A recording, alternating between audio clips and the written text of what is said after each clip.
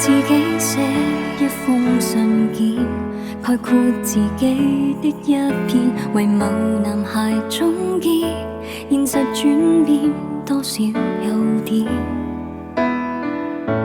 為什麼當初很靦腆，明明想講，為何內斂？曾很在乎指點。用10年自怨，用10年自憐，我要是留戀，講一句無謂冷戰，緣分一段，明日陸續發展。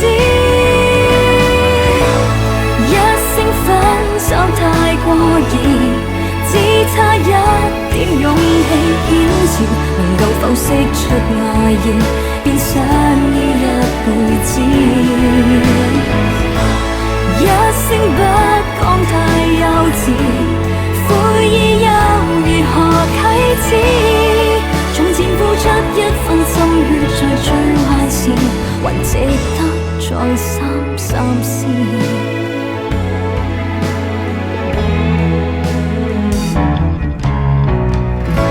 望自己天真的背影，才來反省何其任性。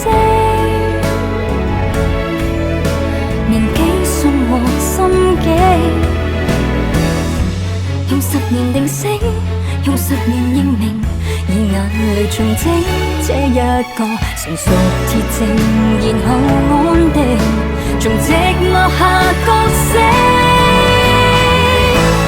一聲分手太過易，只差一點勇氣堅持，能夠剖析出愛意，便相依一輩子。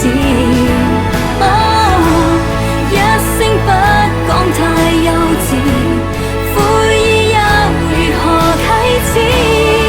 從前付出一分心血，在最壞時，還值得再三思。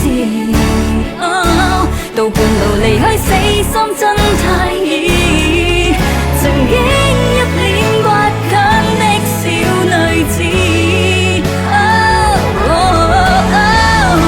沿途再犧牲幾次，便記錄成長史，才令我學會是愛未算羞恥。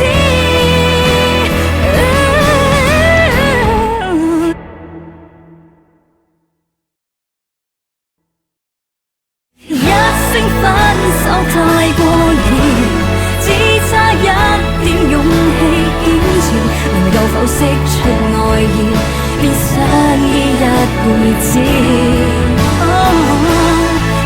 今天清晰了往事，懺悔後從頭開始。從前付出一分心血，在最壞時，還值得再三三思。